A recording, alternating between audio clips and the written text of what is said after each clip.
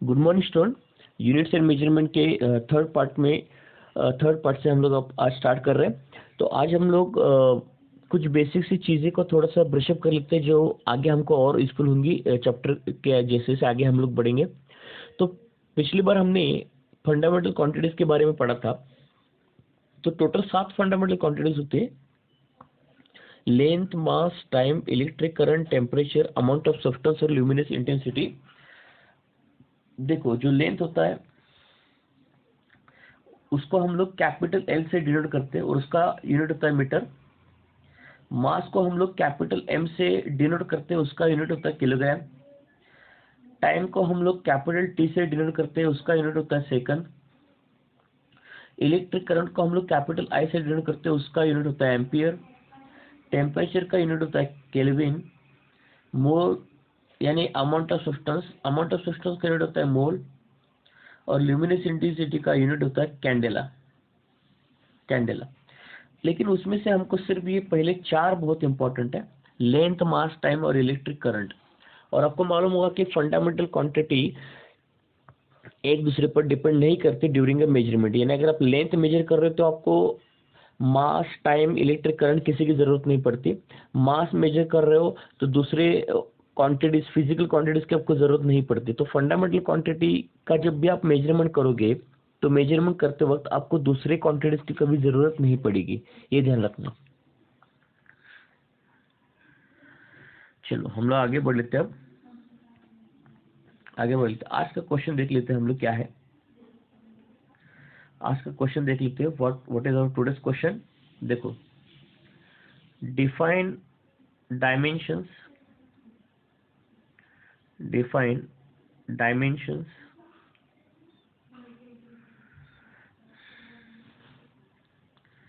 and dimensional formula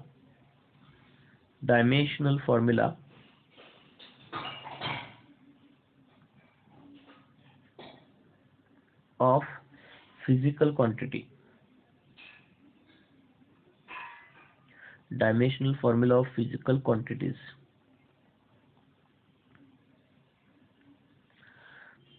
Dimensional formula of the physical quantities. अब पहले हम लोग डायमेंशन क्या होता है इसके डेफिनेशन से स्टार्ट करेंगे। व्हाट इज डायमेंशन, उसके डेफिनेशन से हम लोग स्टार्ट करेंगे। और बच्चों याद रखना, ये सारे नोट्स आपको लिख के रखना है। जैसे जैसे लेक्चर अपना ये ऑन गोइंग लेक्चर जो होता है तो उसके आपको नोटबुक में नोट्स बना के रखना है। ध्यान से सुनो मैं क्या बोल रहा हूँ। तो देखो, पहले मैं डायमेंशन को डिफाइन कर लेता हूँ। डायमेंशन असल में क्या होता है? डायमेंशन असल में क्या होता है, देखो, the dimensions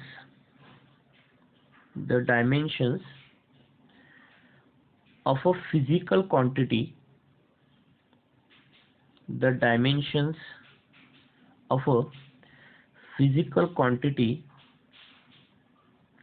the dimensions of a physical quantity are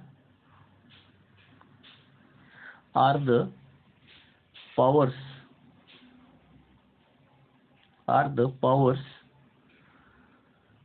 to which fundamental units must be raised, to which the fundamental units must be raised to obtain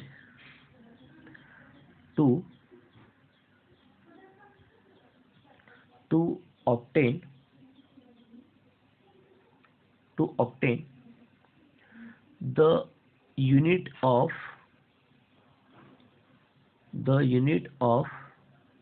a given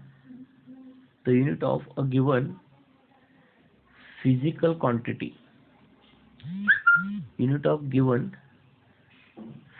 quantity. ठीक है।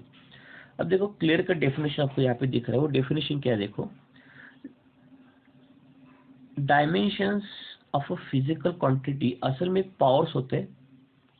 पावर्स यानी आपको मालूम है ना, पावर्स का मतलब क्या होता है, जैसे हम लिखते हैं ना पावर्स, जैसे मान के चलो 2 to 2 ये पावर होते हैं ना ऐसे, है ना, ये पावर्स, पावर्स यानी कुछ भी, यानी x⁴, ये 4 यहाँ पे पावर आ रहा है ना, इसको हम लोग पावर बोल देते हैं, है ना, इसको हम लोग पावर बोल देते हैं।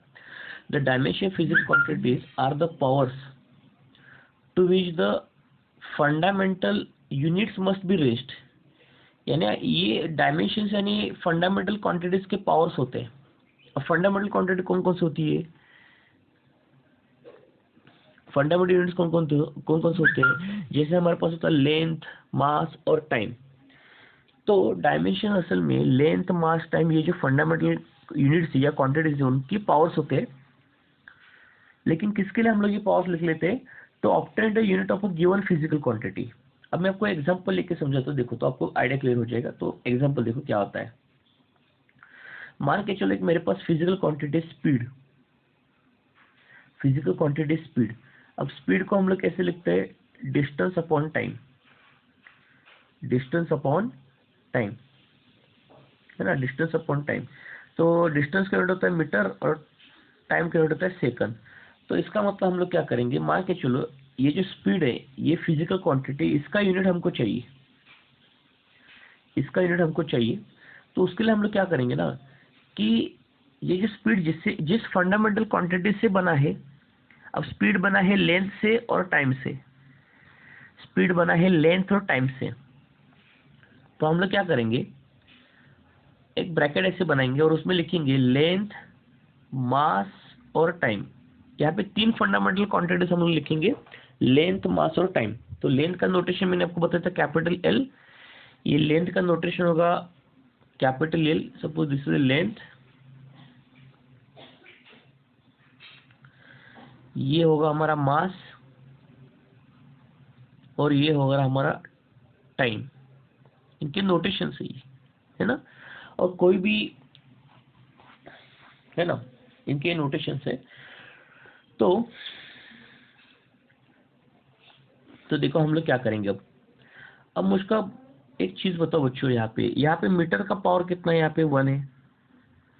क्यों 1 है, क्योंकि डिस्टेंस का पावर 1 है तो मीटर का पावर 1, टाइम का पावर 1 है तो सेकंड का पावर 1, है ना। अब हम लोग क्या करेंगे, मीटर का पावर 1 में गया। अब मीटर किसका यूनिट होता है, लेंथ का यूनिट होता है। किसका होता है, लेंथ का। तो मीटर का पावर 1 होगा तो लेंथ का भी पावर 1 होगा, करेक्ट। मीटर का पावर 1 होगा तो लेंथ का भी पावर कितना होगा, 1 होगा, ठीक है। अब देखो ये यहाँ पे स्पीड के फॉर्म में कहीं भी मास दिख रहा है क्या, मास नहीं दिख रहा है। मास यानी किलोग्राम, कहीं किलोग्राम दिख रहा है क्या आपको, नहीं दिख रहा है। तो किलोग्राम नहीं दिख रहा है तो उसका मतलब मास का पावर 0 होगा, इसका मतलब मास का पावर क्या होगा, 0 होगा। अब यहाँ पे टाइम का पावर कितना है, 1 है, तो इसकी वजह से सेकंड का पावर 1 है। लेकिन इस सेकंड को ऊपर लेके जाओ तो नीचे सेकंड का पावर +1 होगा, तो ऊपर जाने के बाद -1 होगा, तो यहाँ पे टाइम का पावर कितना होगा, -1 होगा, इस तरीके से। तो क्या होता है ना, कि हमने यहाँ पे कुछ फंडामेंटल क्वांटिटीज को यूज किया। सो फंडामेंटल जो यूनिट्स होते हैं, फंडामेंटल जो यूनिट्स होते हैं, फंडामेंटल यूनिट्स, उनको कुछ मैंने पावर्स दे दिए। फंडामेंटल यूनिट्स है, देखो मीटर और सेकंड, इनको कुछ पावर्स दे दिए। यहाँ पे भी दिख रहा है आपको, लेंथ को कुछ पावर दे दिया, टाइम को कुछ पावर दे दिया। यानी फंडामेंटल यूनिट्स या फंडामेंटल क्वांटिटीज को हमने पावर दे दिया। क्यों दे दिया power, in order to obtain the units of a physical quantity. तो हमने क्या किया, यहाँ पे मीटर को पावर 1 दे दिया, सेकंड को पावर 1 दे दिया, यानी लेंथ और टाइम और मास, इनको कुछ हमने पावर दे दिया। उससे मुझको स्पीड का यूनिट मिल सकता है, उससे मुझको स्पीड का यूनिट मिल सकता है। कैसे, देखो अगली बार से अगर मेरे को ऐसे लिखा है, स्पीड का डायमेंशन अगर हमने ऐसे लिखा, लेंथ/1, मास/0 और टाइम/-1, तो इससे मैं स्पीड का यूनिट निकाल सकता हूँ। कैसे, देखो कैसे, देखो तो लेंथ/1 का मतलब होगा मीटर/1, टाइम/-1 का मतलब होगा सेकंड/-1। अब इस सेकंड को नीचे लेके आ जाओ तो क्या हो जाएगा, मीटर पर सेकंड हो जाएगा ना। तो मैंने क्या किया, तो ये जो फंडामेंटल क्वांटिटीज थी हमारी, लेंथ, मास और टाइम, उसको कुछ मैंने पावर्स दे दिया, पावर्स, और इन्हीं पावर्स को हम लोग क्या बोलते हैं, डायमेंशंस। इन्हीं पावर्स को हम लोग क्या बोलते हैं, डायमेंशंस। इन्हीं पावर्स को हम लोग बोलते हैं डायमेंशंस। और उन डायमेंशन की वजह से हमने एक दूसरे फिजिकल क्वांटिटी का यूनिट निकाला। जो दूसरा फिजिकल क्वांटिटी था डिराइव्ड क्वांटिटी, क्या था वो, डिराइव्ड क्वांटिटी। जो दूसरा फिजिकल क्वांटिटी था वो डिराइव्ड क्वांटिटी था। क्या था, डिराइव्ड क्वांटिटी। क्या था वो, डिराइव्ड क्वांटिटी था। Yes, this was derived quantity. ये एक डिराइव्ड क्वांटिटी था, एक डिराइव्ड क्वांटिटी था। डिराइव्ड क्वांटिटी यानी जो क्वांटिटी उसके मेजरमेंट के लिए फंडामेंटल क्वांटिटी पर डिपेंड करती है, उसको बोलते हैं डिराइव्ड क्वांटिटी। यानी देखो, स्पीड अकेले अकेले स्पीड का हम लोग सेपरेटली मेजरमेंट नहीं कर सकते। स्पीड को मेजरमेंट करने के लिए आपको लेंथ और टाइम की जरूरत होती है, तो उसको बोलते हैं डिराइव्ड क्वांटिटीज। तो डिराइव्ड क्वांटिटी जो होता है उसका यूनिट हम लोग निकाल सकते हैं with the help of dimension. Dimension यानी पावर्स होते हैं। पावर्स किसको दिए होते हैं, फंडामेंटल यूनिट्स को दिए होते हैं। किसको दिए होते हैं, फंडामेंटल यूनिट्स को पावर दिए होते हैं। यानी लेंथ, मास, टाइम, यानी मीटर और सेकंड को कुछ पावर्स दिए होते हैं। यानी उन पावर का यूज करके हम लोग दूसरे डिराइव्ड क्वांटिटीज का यूनिट निकाल सकते हैं। तो देखो, ये भी यहाँ पे मीटर का पावर होगा 1 और ये सेकंड का पावर होगा -1। ये भी क्या है, हमारे डायमेंशन है ना। ये भी क्या है, हमारे डायमेंशन है। इसकी तरफ आपको ध्यान रखना है। तो हो क्या रहा है असल में, देखो हो क्या रहा है असल में, डेफिनेशन देखो। डायमेंशंस असल में क्या होते हैं, डायमेंशंस असल में पावर्स होते हैं। अभी दिखाया था ना मैंने आपको, मीटर का पावर 1, सेकंड का पावर -1। तो डायमेंशन असल में पावर होते हैं। किसका पावर होते हैं, लेकिन वो फंडामेंटल यूनिट्स का पावर होते हैं या फंडामेंटल क्वांटिटीज का पावर होते हैं। मीटर फंडामेंटल यूनिट था तो उसका पावर 1 था। सेकंड फंडामेंटल यूनिट था, उसका पावर वो -1 मैंने लिख के दिया था। लेकिन ये डायमेंशंस या पावर फंडामेंटल यूनिट्स को हम लोग क्यों दे रहे हैं, in order to obtain the unit of a physical quantity, given physical quantity. तो हमारे पास गिवन फिजिकल क्वांटिटी क्या था, स्पीड था, है ना। गिवन फिजिकल क्वांटिटी क्या था, स्पीड था। तो स्पीड का यूनिट लाने के लिए हमने क्या किया कि जो भी फंडामेंटल यूनिट्स थे, लेंथ, मास और टाइम, या आप मीटर बोलो, सेकंड बोलो, तो उसको हमने पावर दे दिया 1, 0, 1 और -1। तो उसकी वजह से हमको स्पीड का यूनिट मिल गया। स्पीड का यूनिट था मीटर पर सेकंड। तो सिंपल टर्म्स में इतना ही हम लोग बोलेंगे कि सिंपल टर्म्स में हम लोग इतना ही बोलेंगे कि डायमेंशन असल में फंडामेंटल यूनिट्स का पावर्स होते हैं, और वो फंडामेंटल यूनिट्स को हम लोग पावर देके दूसरे जो डिराइव्ड क्वांटिटीज होती है उनका पावर हम लोग निकाल सकते हैं। जो डिराइव्ड क्वांटिटीज होती है उनका पावर्स हम लोग निकाल सकते हैं। Are getting this idea clear. उसका हम लोग पावर निकाल सकते हैं, ठीक है। तो फंडामेंटल क्वांटिटीज को पावर्स देके we can find out the units of other derived quantities. और डिराइव्ड क्वांटिटीज क्या होती है कि जो फंडामेंटल क्वांटिटीज पर डिपेंड करते हैं खुद के मेजरमेंट के लिए। मैंने आपको पहले वीडियो में ये वाला पार्ट क्लियर किया था कि derived quantity depends upon the fundamental quantities for their measurement. अब कौन कौन सी डिराइव्ड क्वांटिटीज होती है, हम लोग एक थोड़ा सा लिस्ट देख लेते हैं तो आपको आइडिया लग जाएगा। Which are the physical quantities known as derived quantities. देखो ध्यान से सुनना। डिराइव्ड क्वांटिटी, अगर मैं स्पीड के बारे में आपको बता रहा हूँ, स्पीड के बारे में, तो स्पीड का मेजरमेंट करने के लिए you require the distance and length, distance and length और टाइम की जरूरत पड़ेगी। तो यहाँ पे देखो बच्चों, यहाँ पे जो है डिस्टेंस है, लेंथ और ये जो टाइम, ये फंडामेंटल क्वांटिटीज है। तो इन फंडामेंटल क्वांटिटीज की यूज करके हम लोग स्पीड को मेजर कर सकते हैं। इसका मतलब स्पीड का मेजरमेंट इंडिविजुअली नहीं हो सकता जब तक आप लेंथ और टाइम मेजर नहीं करोगे। इसका मतलब speed depends upon time and length both. तो इसका मतलब स्पीड क्या हो गया, फिर डिराइव्ड क्वांटिटी हो गया। क्या हो गया, स्पीड डिराइव्ड क्वांटिटी हो गया, है ना। स्पीड क्या हो गया, डिराइव्ड क्वांटिटी हो गया। तो ये डायमेंशंस क्या करते हैं ना कि फंडामेंटल यूनिट्स को एक पावर दे देते हैं, और उस पावर का यूज करके हम लोग किसी भी डिराइव्ड क्वांटिटीज का, किसी भी डिराइव्ड फिजिकल क्वांटिटीज का यूनिट निकाल सकते हैं हम लोग। बस दूसरा कुछ नहीं इसमें।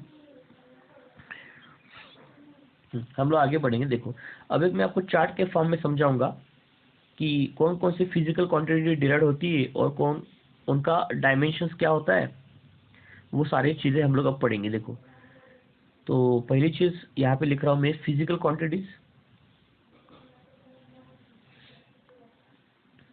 फिजिकल क्वांटिटीज बीच में तो फॉर्मूला,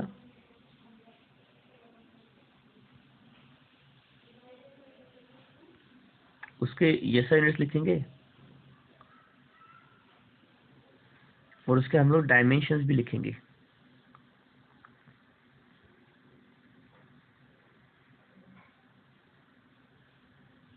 और बच्चों वीडियो देखते वक्त एक चीज़ याद रखना कि बीच बीच में मैं कहीं रुक जा रहा हूँ, कहीं अगर वीडियो बनाते हुए प्रॉब्लम की वजह से, तो आप उसको स्पीड करके आगे लेके जाके देख सकते हो, यानी आपका टाइम नहीं जाएगा इसमें। अब देखो, अब पहली फिजिकल क्वांटिटी है स्पीड। अब ये डिराइव्ड क्वांटिटी, ध्यान रखना है, this is a derived quantity which depends upon other fundamental quantities. ठीक है, तो यहाँ पे फिजिकल क्वांटिटी के जगह पर मैं डिराइव्ड क्वांटिटी लिख सकता हूँ, डिराइव्ड क्वांटिटी। ठीक है, ठीक है। तो स्पीड का फॉर्मूला देखो क्या होता है, डिस्टेंस अपॉन टाइम होता है। स्पीड का फॉर्मूला क्या होता है, डिस्टेंस अपॉन टाइम होता है।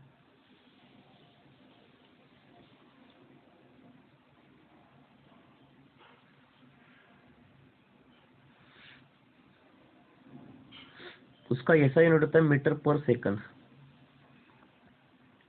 तो मीटर का पावर 1, सेकंड का पावर 1। ठीक है, अब डायमेंशंस कैसे लिखना है, देखो डायमेंशंस कैसे लिखना है। डायमेंशन हमेशा लिखा जाता है एलएमटी में। कैसे, एलएमटी में। डायमेंशन यानी एक असल में पावर्स होते हैं, पावर्स होते हैं फंडामेंटल यूनिट्स को दिया हुआ पावर्स। तो फंडामेंटल यूनिट पहले मैंने यूज किया लेंथ, मास और टाइम।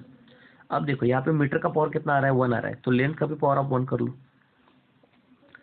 अब सेकंड का पावर 1 आ रहा है, लेकिन सेकंड नीचे +1 है ना, ऊपर लेके जाओ उसको, कितना हो जाएगा, -1 हो जाएगा, तो टाइम का पावर -1 लिखो।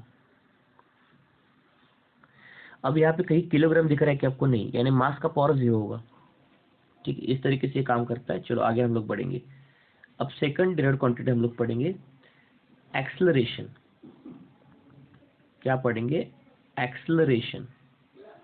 एक्सेलरेशन, अब एक्सेलरेशन का फॉर्मूला क्या होता है, change in velocity upon time. Change in velocity upon change in time. ये डेल्टा का मतलब क्या होता है, चेंज होता है ना, ये डेल्टा का मतलब क्या होता है, change. Final value minus initial value, change. Delta का मतलब होता है चेंज। तो change in velocity upon change in time, इसको बोलते हैं एक्सेलरेशन। तो एक्सेलरेशन का बच्चों यूनिट क्या होता है, मीटर पर सेकंड स्क्वायर होता है। क्या होता है, मीटर पर सेकंड स्क्वायर होता है। एक्सेलरेशन का यूनिट होता है मीटर पर सेकंड स्क्वायर होता है, correct, metre per second square. Now अब देखो यहाँ पे मीटर का पावर बच्चों कितना आ रहा है, 1 आ रहा है, तो लेंथ का भी पावर 1 होगा। मीटर का पावर 1 आ रहा है, लेंथ का पावर 1 होगा। ये सेकंड स्क्वायर ऊपर जाएगा तो -2 होगा, तो टाइम का पावर -2 होगा। कहीं आपको यहाँ पे किलोग्राम दिख रहा है क्या, नहीं दिख रहा है, तो मास का पावर 0 हो जाएगा। आगे बढ़ लेते देखो,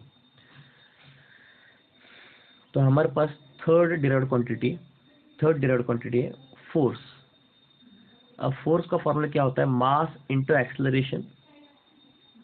तो फोर्स का फॉर्मूला होता है मास इंटू एक्सेलरेशन, करेक्ट। अब इसका यूनिट डालेंगे, मास इंटू एक्सेलरेशन का यूनिट मतलब होता है kilogram metre per second square, बराबर है ना। मास को एक्सेलरेशन के साथ मल्टीप्लाई करो तो उसका यूनिट क्या होगा, किलोग्राम को मल्टीप्लाई करो मीटर पर सेकंड स्क्वायर से,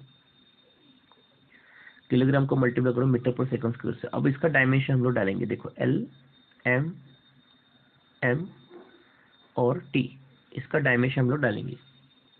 अब देख लेते क्या होता है, इसका हम लोग डायमेंशन डाल रहे हैं। अब देखो क्या हो रहा है। अब मुझको एक चीज बताओ आप लोग बच्चों, किलोग्राम का पावर कितना आ रहा है, 1 आ रहा है, तो यहाँ पे मास का पावर 1 होगा। अब लेंथ का पावर कितना, मीटर का पावर कितना आ रहा है, 1 आ रहा है, तो लेंथ का भी पावर 1 होगा। अब ये सेकंड स्क्वायर है, वो ऊपर जाएगा तो क्या होगा, -2 होगा, तो टाइम का पावर -2 होगा। चलो आगे हम लोग बढ़ लेते हैं। और एक चीज़ याद रखना कि इसी kilogram metre per second square को ही न्यूटन बोलते हैं। तो न्यूटन का ये डायमेंशन याद रखना है हमेशा।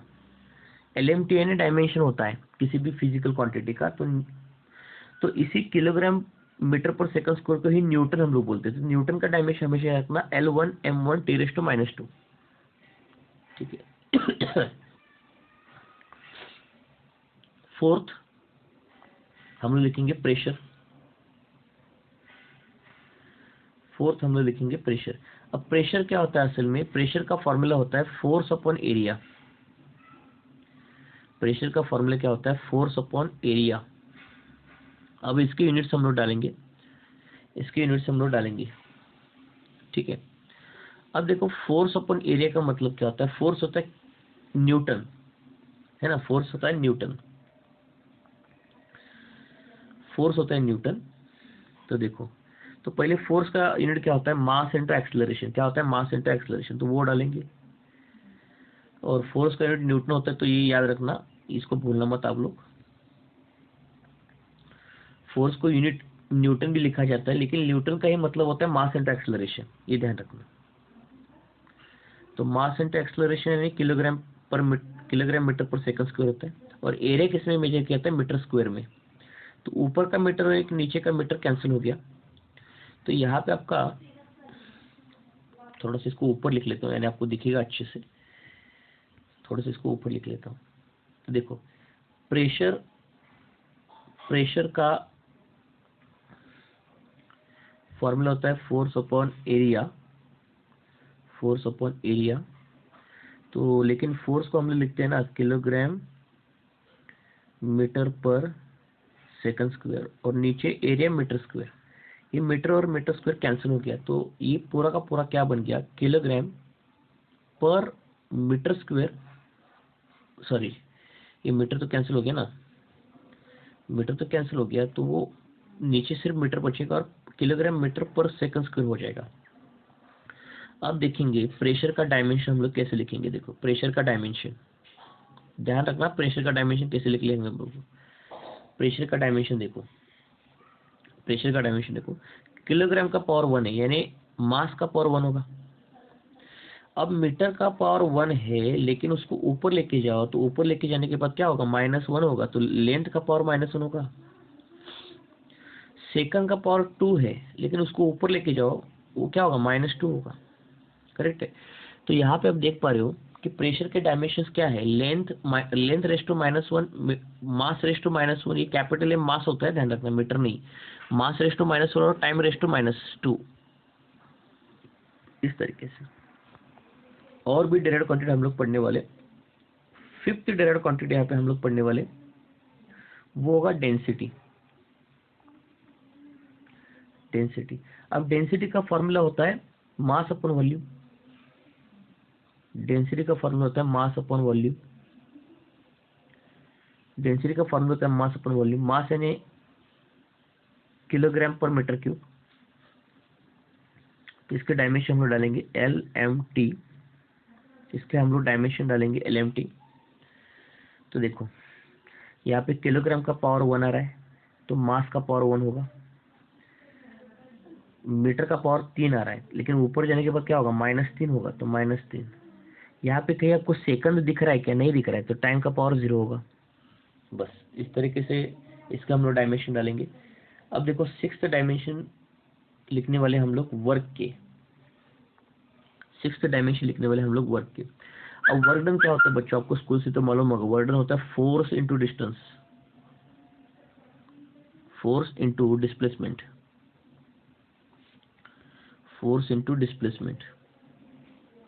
या फोर्स इंटू डिस्टेंस बोलो आप सिंपली। लेकिन हमको अभी तो मालूम था ना कि फोर्स क्या होता है असल में। तो फोर्स क्या होता है? मास इंटू एक्सेलरेशन होता है। Kilogram metre per second square होता है ना। और इसको मल्टीप्लाई करेंगे। आप देखो, ये तो हो गया फोर्स। अब इसको मल्टीप्लाई करना है, फोर्स को मल्टीप्लाई करना है डिस्टेंस से। तो डिस्टेंस किस में मेजर करते हैं हम लोग? मीटर में मेजर कर लेते हैं। तो ये वाला मीटर और ये वाला मीटर क्या होगा? मीटर स्क्वायर हो जाएगा। तो फाइनल यूनिट क्या बन के आएगा? किलोग्राम मीटर स्क्वायर पर सेकंड स्क्वायर। अब वर्क का डायमेंशन यहाँ पे लिख रहा हूँ, देखो वर्क का डायमेंशन यहाँ पे लिख रहा हूँ LMT, जगह नहीं मेरे पास वहाँ पे, तो वर्क का डायमेंशन यहाँ पे लिख रहा हूँ। अब देखो किलोग्राम का पावर कितना आ रहा है, 1 आ रहा है, तो मास का पावर 1 होगा। मीटर का पावर 2 आ रहा है, तो लेंथ का पावर 2 होगा। अब इस सेकंड के पावर को ऊपर लेके जाओ, -2 होगा, तो टाइम का पावर होगा -2 होगा। L2m1t⁻²। ये ध्यान रखना है, ये वर्क असल में एक एनर्जी होती है, ध्यान रखना, वर्क असल में एक एनर्जी होती है, और सारे एनर्जी का डायमेंशन ये होता है, आगे से भूलना मत, सारे एनर्जी जो होते हैं, पोटेंशियल एनर्जी, काइनेटिक एनर्जी, सारे एनर्जी का डायमेंशन यही होता है L2 m1 t⁻²। इसको भूलना मत, क्योंकि एनर्जी तो सेम ही रहेगी ना, सिर्फ फॉर्म उसके अलग अलग होते हैं, उसकी वजह से डायमेंशन अलग नहीं होगा कभी भी, ठीक है।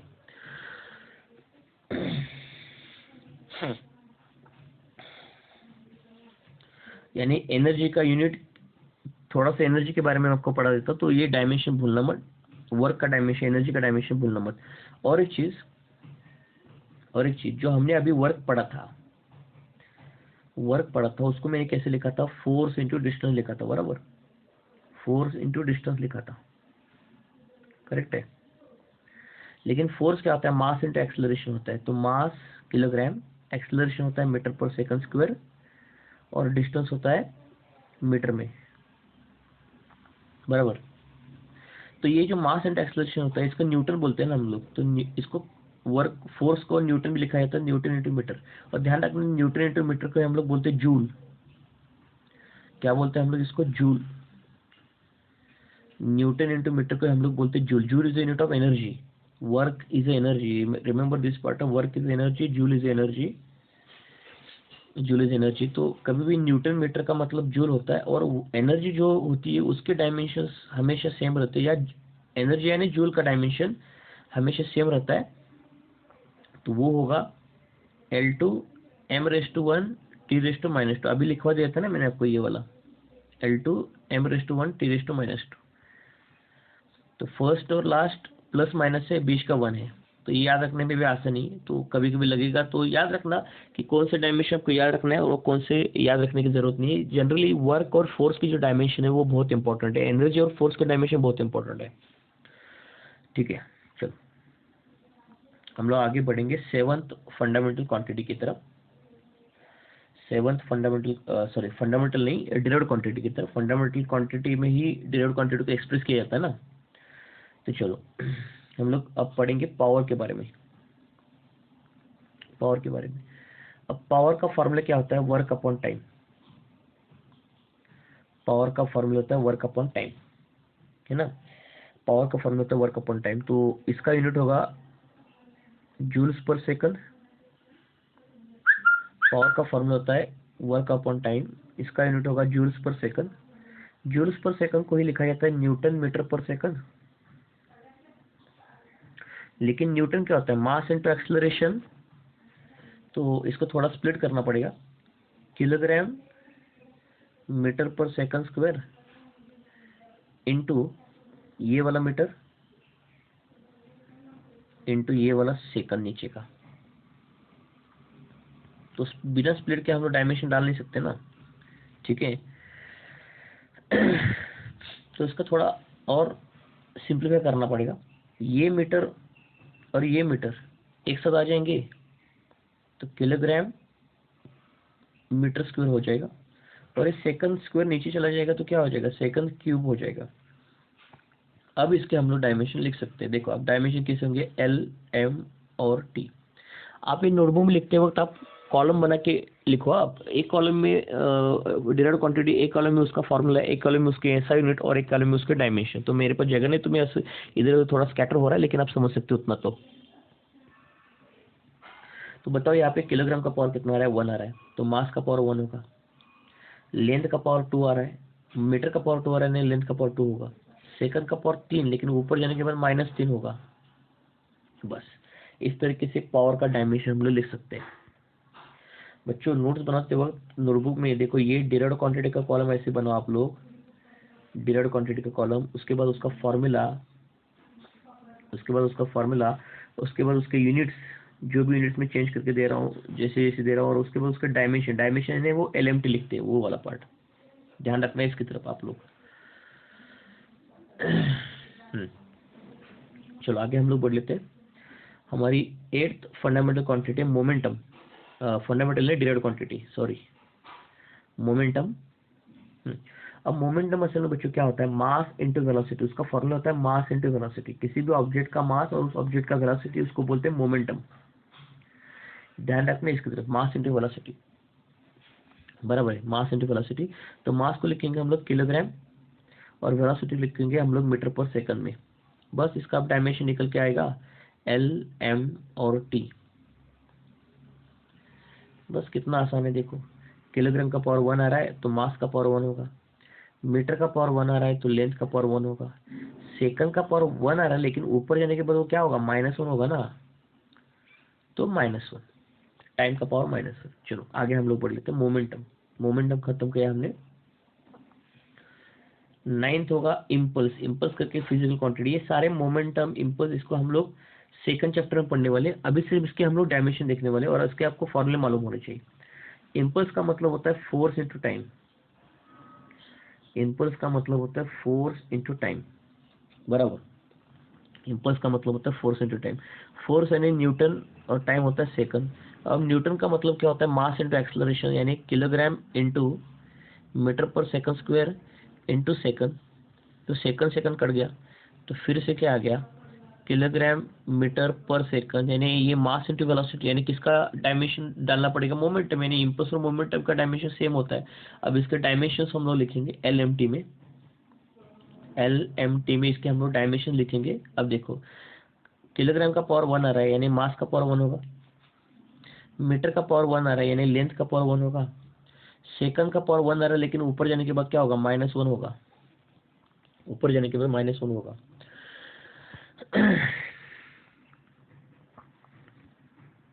आगे हम लोग बढ़ लेते हैं। आगे हम लोग बढ़ लेते हैं।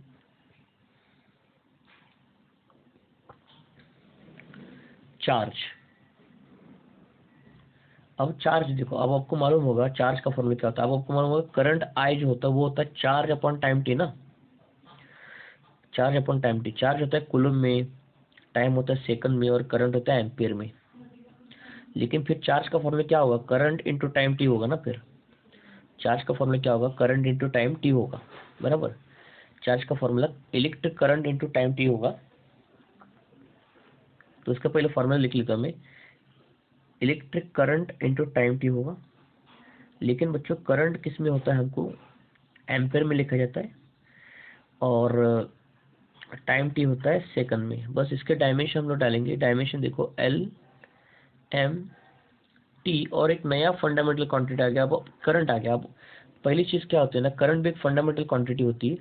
अब देखो यहाँ पे कहीं आपको लेंथ दिख रही है क्या, नहीं दिख रही है, 0 पावर उसका होगा। अब लेंथ का पावर 0 होगा।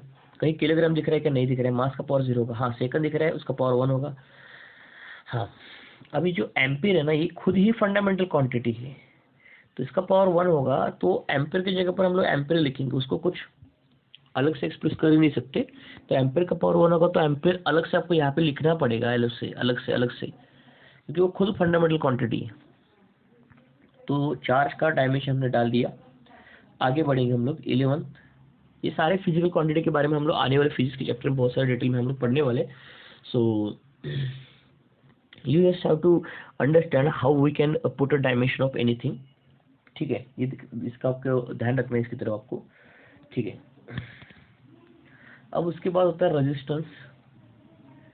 तो आपको मालूम होगा ना रेजिस्टेंस का यूनिट क्या होता है। देखो रेजिस्टेंस का यूनिट क्या होता है, resistivity length upon area, correct. तो रेजिस्टेंस का जो यूनिट होता है बच्चों, रेजिस्टेंस का जो यूनिट होता है वो मीटर में होता है। किसमें होता है, मीटर में। सॉरी, रेजिस्टेंस का जो यूनिट होता है वो ओहम में होता है। सो 1 सेकंड, इसको हम लोग लिखेंगे ओहम में। इसको हम लोग लिखेंगे ओहम में। रेजिस्टेंस का जो यूनिट होता है वो उसको हम लोग लिखेंगे ओहम में। तो इसके लिए आपको ध्यान रखना है। तो रेजिस्टेंस का हम लोग जो दूसरा फॉर्मूला है, उससे हम लोग इसके डायमेंशन निकाल सकते हैं। इससे डायमेंशन हम लोग नहीं निकालेंगे। दूसरा फॉर्मूला होता है, उससे हम लोग इसके डायमेंशन निकालेंगे। तो रेजिस्टेंस का यूनिट होता है ohm. Ohm,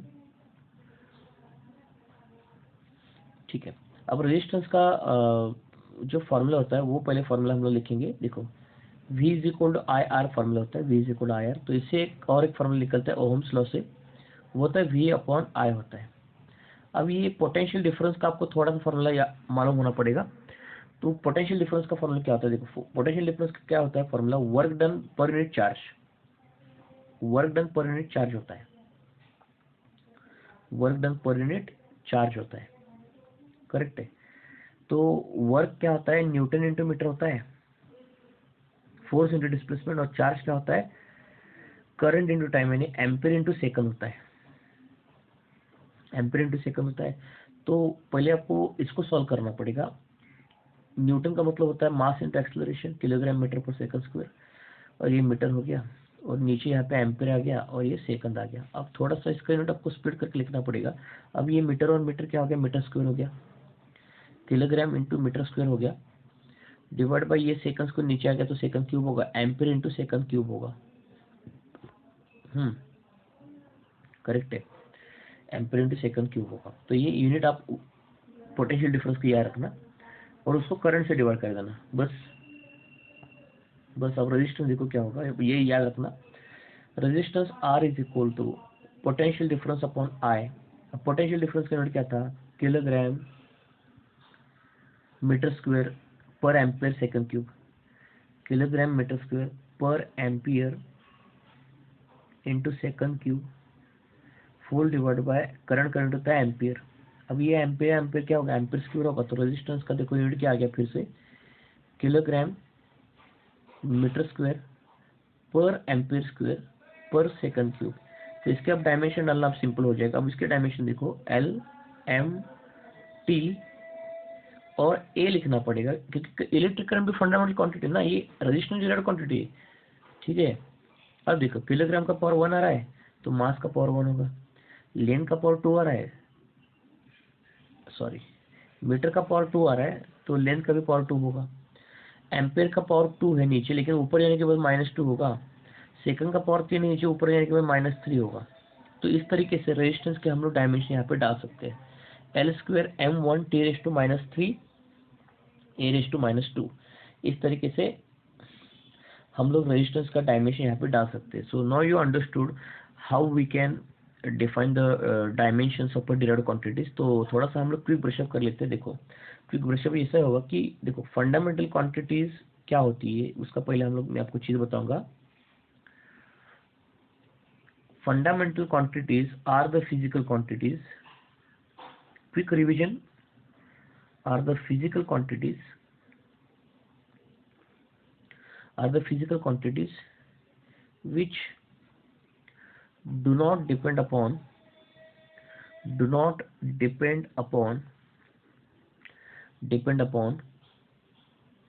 other physical quantities, other physical quantities for other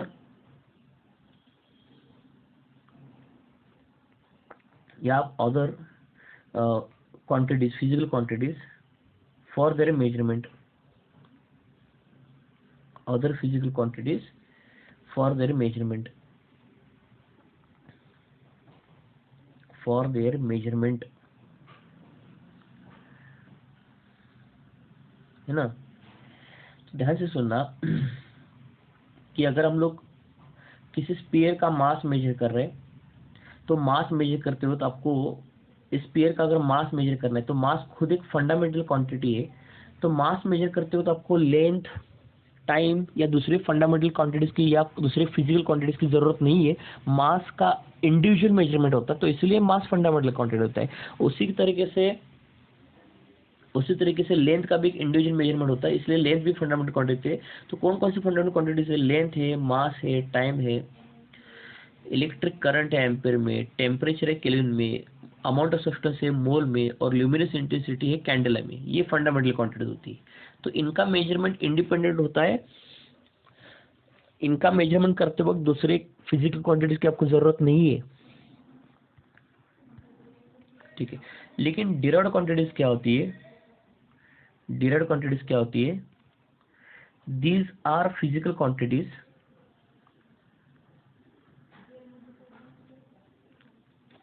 these are the physical quantities, these are physical quantities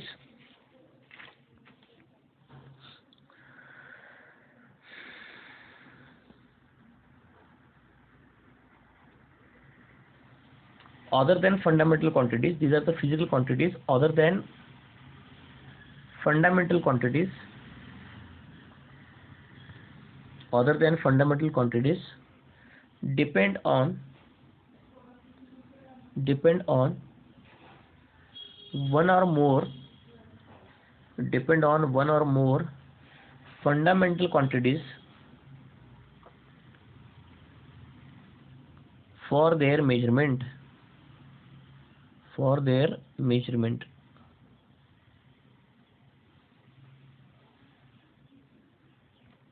ठीक है।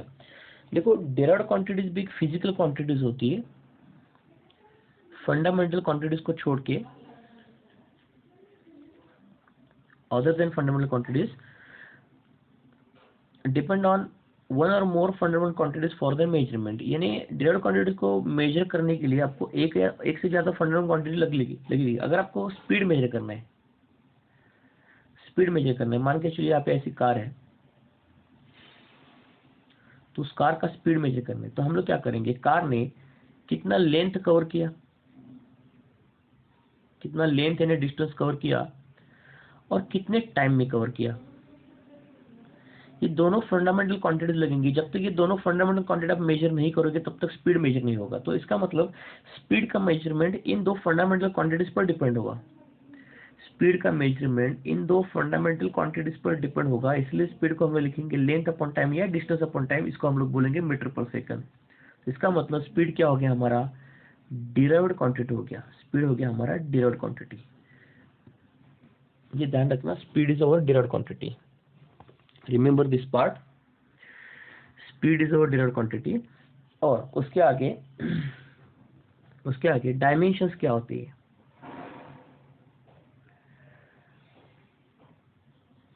डायमेंशंस असल में एक पावर्स होती है, powers raise to fundamental units, fundamental units या फंडामेंटल क्वांटिटीज बोलो चलता है, कोई प्रॉब्लम नहीं। To obtain the unit of given physical quantity, unit of given physical quantity, बराबर। जैसे मैं आपको बताऊं कि यहाँ पे मेरे पास एक given physical quantity speed is a given physical quantity, लेकिन स्पीड को हम लोग लिख सकते हैं लेंथ अपॉन टाइम में,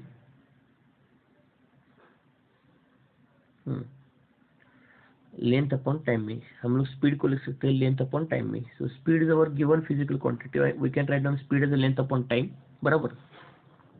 अब मान के चलो ये स्पीड गिवन फिजिकल क्वांटिटी है, इसका मुझको यूनिट निकालना है। तो यूनिट निकालने के लिए हम लोग क्या करेंगे, क्या करेंगे हम लोग चीजें देखो, तो एक पावर्स यूज करेंगे फॉर द फंडामेंटल यूनिट्स। अब देखो फंडामेंटल यूनिट्स यानी लेंथ का यूनिट क्या होता है, मीटर। अब देखो यहाँ पे मीटर का पावर कितना आ रहा है, 1 आ रहा है, सेकंड का भी पावर कितना आ रहा है, 1 आ रहा है, करेक्ट है। तो हम लोग क्या करेंगे, लेंथ का पावर यहाँ पे 1 लिखेंगे, मास यहाँ पे कहीं दिख नहीं रहा है किलोग्राम, तो उसका पावर 0 होगा, और टाइम का पावर यहाँ पे ये ऊपर जाएगा तो कितना होगा, -1 होगा। तो ये जो पावर्स दिख रहे हैं, इन पावर्स फंडामेंटल यूनिट्स की जो पावर दिख रहे हैं, इनको ही हम लोग बोलते हैं डायमेंशंस। और इससे हम लोग स्पीड का यूनिट निकाल सकते, कैसे, देखो उल्टा प्रोसीजर है, LMT। तो फिर से लेंथ का पावर 1 है, मीटर का पावर 1, सेकंड का पावर -1, तो मिल गया यूनिट हमको स्पीड का। तो डायमेंशन है असल में पावर्स होती है ऑफ फंडामेंटल क्वांटिटीज, इसकी तरफ आपको ध्यान रखना है। So now we will come to the point जो मैंने स्टार्टिंग में क्वेश्चन दिया था कि डायमेंशनल फॉर्मूला क्या होता है।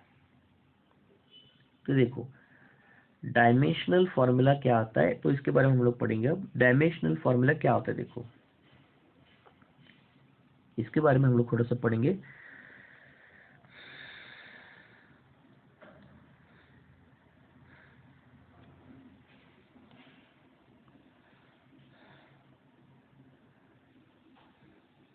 तो देखो when an derived quantity when an derived quantity when an derived quantity is represented with is represented with is represented with appropriate powers appropriate powers appropriate powers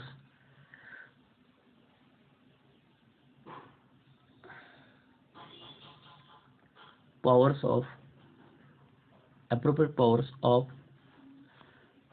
symbols of the fundamental quantities symbols of fundamental quantities symbols of fundamental quantities called the dimensional formula called dimensional formula called dimensional formula। अब देखो ये असल में dimension formula क्या था, अभी मैंने आपको बताया था कि स्पीड के डायमेंशन लिखने के लिए हम लोग ऐसे लिखते हैं ना LMT, है ना LMT। तो L का पावर यहाँ पे 1 होगा, T का पावर यहाँ पे -1 होगा और M का पावर 0। तो ये रेड कलर के आपको ये जो दिख रहे हैं ये सिर्फ डायमेंशंस होते हैं, पावर से ना डायमेंशंस। लेकिन ये पूरा का पूरा ये जो दिख रहा है आपको, इसको बोलते हैं डायमेंशनल फॉर्मूला, इसको बोलते हैं हम लोग डायमेंशनल फॉर्मूला। यानी हमने क्या किया, जो फंडामेंटल क्वांटिटीज उसके सिंबल यूज किए। कौन से सिंबल, LMT, और उसको कुछ पावर दे दिए। तो उस पूरे एक्सप्रेशन को हम लोग बोलते हैं डायमेंशनल फॉर्मूला, पूरे एक्सप्रेशन को हम लोग बोलते हैं डायमेंशन फॉर्मूला। तो डायमेंशन फॉर्मूला का डेफिनेशन क्या है, देखो when an derived quantity represent with appropriate powers of symbol यानी LMT of the fundamental quantities called dimensional formula. बस यही तो डेफिनेशन है, इसमें ज़्यादा कोई दिमाग लगाने की जरूरत नहीं है आपको। Now you understood the meaning of dimensional formula. So this is our third part. इसके बाद मैं आपको क्वेश्चन पुट करूँगा, क्वेश्चन सॉल्व करना अच्छे से।